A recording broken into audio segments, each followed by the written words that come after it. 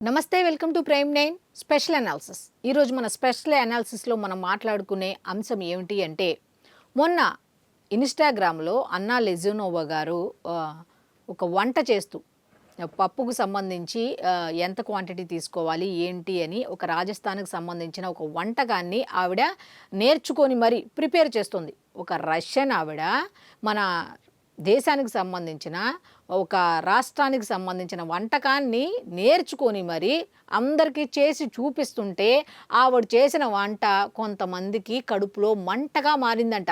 ఆవిడ వంట చేస్తే, ఆవిడ పప్పు వండితే, మామూలుగా పప్పు ఎక్కువగా తింటే గ్యాస్ వచ్చి కడుపులో మంట వస్తుందని అంటారు. మరి ఆవిడ పప్పు వంట చేయటం ఏమిటో, వీళ్ళకి గ్యాస్ ట్రబుల్ పెరిగిపోయి కడుపులో మంట రావటం ఏంటో అనేది అర్థం కాలేదు. కానీ అసలు ఇన్స్టాగ్రామ్లో ఆవిడ ఏమిటి అంటే, ఏదో అంటారు కదా, చాలామంది ఖాళీగా ఉండకుండా రకరకాల పనులు చేసుకుంటూ విచిత్రాలుగా ప్రవర్తిస్తూ ఉంటారని. అలా కాకుండా ఆవిడ ఇన్స్టాగ్రామ్ అకౌంట్ ఓపెన్ చేసి దాంట్లో పెట్టిన మాట ఏమిటో తెలుసా? రష్యన్ హార్ట్ ఇండియన్ సోల్ అని పెట్టింది ఆవిడ. అదేవిధంగా ఏ విధంగా ఇండియన్ సోల్ ఉందో ఆ సోల్కు తగ్గట్టుగా ఆ ఆచారాలు వ్యవహారాలు ఏ విధంగా ఫాలో అవుతుంది ఏంటనేది ఒక్కొక్కటి ఆవిడ ఇన్స్టాగ్రామ్ స్టోరీస్ చూసిన వాళ్ళందరికీ అర్థమవుతుంది. మరి కొంతమందికి ఎందుకు అర్థం కావట్లేదు, ఆవిడ చెప్పిన ప్రతి మాటకి కూడా నెగిటివ్ అన్న బావా అనే దాని మీద కూడా కాంట్రవర్సీగా మాట్లాడారు, రకరకాలుగా మాట్లాడారు. అయినా సరే అలాంటి బుద్ధి లేని మాటలు మాట్లాడకూడదని చాలామంది గడ్డి పెట్టినా ఏ మాత్రం మనుషులు మారలా. నిన్నే స్టాండప్ కమీడియన్ అని చెప్పి కొత్త కమీడియన్స్ ఇద్దరు వచ్చేసి వ్యక్తిగత జీవితాల్లోకి వెళ్ళారు, వాళ్ళ ఆడపిల్లల గురించి మాట్లాడారు. మరి ఊరుకుంటారా? ఊరుకోదు కదా, గట్టిగా ఇచ్చేశారు. మొన్న ఎవరికి ఇచ్చారు? అనుదీప్కి ఇచ్చారు. నిన్న రఫీక్ అహ్మద్కి ఇచ్చారు. ఇష్టం వచ్చినట్టు నోరు ఉంది కదా అని చెప్పి ఇష్టం వచ్చినట్టు మాట్లాడితే తాట తీస్తాం అన్న రేంజ్లో గట్టిగా ఇచ్చారు. అయితే వాళ్ళైతే క్షమాపణలు చెప్పారు.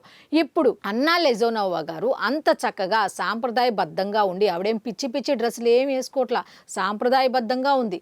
చక్కగా బొట్టు, బంగారు తల్లిలాగా భారతీయ మహిళ ఎలా ఉండాలో అలాగా మంచిగా నీట్గా నిండుగా బొట్టు పెట్టుకొని, చక్కగా గాజు ఒకటి చేతికి కూడా మంచిగా ఒక వాచ్ పెట్టుకొని, గాజు వేసుకొని, మంచిగా నీట్గా నుదుటిన కుంకుమ కూడా పెట్టుకొని, మంచిగా ఆవిడ ఎంత శుచిగా శుభ్రంగా వంట చేస్తూ ఎలా చేయాలి ఏంటి, ఎంత క్వాంటిటీ తీసుకోవాలి ఏంటి అనేది దాని మీద అంత మంచిగా చక్కగా వీడియోస్ చేసి పెడుతుంటే, ఈవిడికి ఏం పని లేదా ఏంటి, వంటలు చేస్తుంది, ఏం పని పాట లేదా, పవన్ కళ్యాణ్ ఏ పని అప్పచెప్పలేదా? అసలు పవన్ కళ్యాణ్ సంగతి ఎందుకు? ఆవిడ ఏం చెప్తుంది, నాది రష్యా, నేను ఇండియా వచ్చా, ఇక్కడికి వచ్చి నా భర్తకైనా లేకపోతే నా పిల్లలకైనా లేకపోతే నాకైనా ఇష్టమైన వంటకాలు నేర్చుకుంటున్నా, ఇష్టమైన భాష నేర్చుకుంటున్నా. సో నేను నేర్చుకున్నాయి నా అభిప్రాయాలను మీతో పంచుకోవాలనుకుంటున్నా, అందుకే ఇన్స్టా అకౌంట్ ఓపెన్ చేశాను అని చెప్పి వాళ్ళు ఎవరైనా అడిగిన ప్రశ్నలకు సమాధానం కూడా మంచిగానే ఇస్తూ ఆవిడ మాట్లాడుతుంటే, అసలు మీకేంటి ఆవిడ వంట చేస్తే? ఆవిడ వంట చేయటం వల్ల మీకు వచ్చిన ప్రాబ్లం ఏంటి?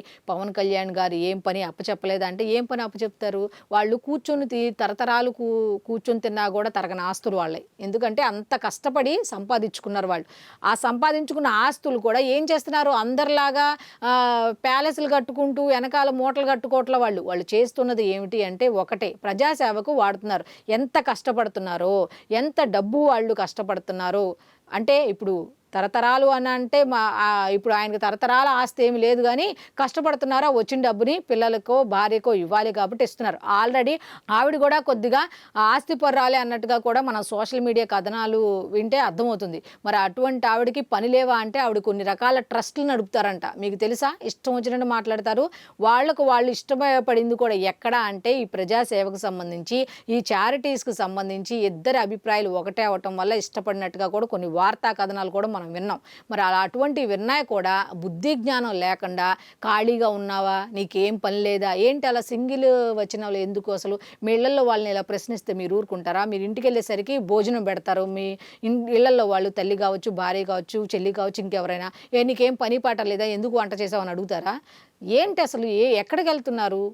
వ్యక్తిగతంగా మీకు భేదాలు ఉంటే మీరు మాట్లాడుకొని రాజకీయ పరంగా చూసుకోవాలి. కానీ వ్యక్తిగతంగా అంటే ఎంతవరకు ఏం కనపడుతుందో అంతవరకే మాట్లాడుకోవాలి. కానీ కనపడని దాని గురించి, లేకపోతే వాళ్ళ ఇళ్లల్లో వాళ్ళ గురించి, వాళ్ళేదో ఇన్స్టాగ్రామ్ అకౌంట్ ఓపెన్ చేసి ఆవిడేదో మాట్లాడుకుంటే ఆవిడ గురించి అట్లా మాట్లాడటం అనేది కరెక్ట్ కాదు అని ఈ సందర్భంగా తెలియచేయాలనుకుంటున్నా. ఎందుకంటే ఆవిడ ఏ తప్పు చేయట్లా, ఏమి పిచ్చి పిచ్చి డ్రెస్సులు వేసుకొని చేయట్లా, లేకపోతే పిచ్చి పిచ్చిగా ఏం వెటకారంగా ఏం చేయట్లా. ఆవిడ చాలా సాంప్రదాయబద్ధంగా ఆవిడ పని ఆవిడ చేసుకుంటూ, అడిగిన దానికి ఆన్సర్స్ కూడా ఇస్తూ, కామెంట్స్ చేయండి, నాకు నచ్చిన కామెంట్స్కి, మంచి కామెంట్స్కి నేను రిప్లై ఇస్తాను కూడా ఆవిడ చెప్తుంది. ఇంకా అంతకన్నా ఇంకేం కావాలి చెప్పండి. ఆవిడ పని ఆవిడ చేసుకుంటూ వెళ్తుంది, సరదాగా అందరితో మాట్లాడుతూ కమ్యూనికేషన్ పెంచుకుంటుంది. సరే ఆమెను వదిలేయండి అట్లాగా. మొన్న రేణుదేశాయ్ గారిని తీసుకొచ్చారు.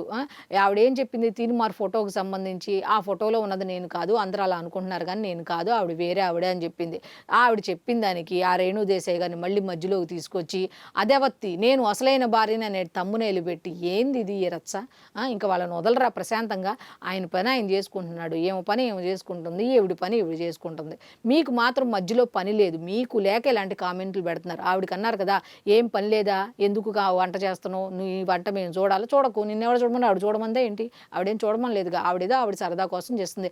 ఇష్టమైన వాళ్ళు చూస్తారు, కష్టమైన వాళ్ళు పక్కన వెళ్ళిపోతారు. అంతేగాని నువ్వు అంత పని కట్టుకొని మధ్యలోకి వచ్చి కామెంట్ చేయాల్సిన అవసరం ఏముంది, అంత ఖాళీగా ఉంది ఎవరంటే మీరే అని చెప్పొచ్చు. సో చూశారు కదా, ఈ వీడియోపై మీ అభిప్రాయాన్ని తప్పకుండా చేయండి. ఇటువంటి కామెంట్స్ చేయడం ఎంతవరకు కరెక్ట్ అనే దాని మీద తప్పకుండా మీ అభిప్రాయాన్ని కామెంట్ రూపంలో తెలియచేయండి. ఇటువంటి వ్యక్తిగత జీవితాల్లోకి వెళ్లకుండా ఉండాలంటే తప్పకుండా మీరు కామెంట్ చేయాల్సిన అవసరం కూడా ఉంది. కాబట్టి ఇది ఈనాటి స్పెషల్ అనాలిసిస్. మళ్ళీ రేపటి అనాలిసిస్లో కలుసుకుందాం. అంతవరకు సెలవు, నమస్కారం.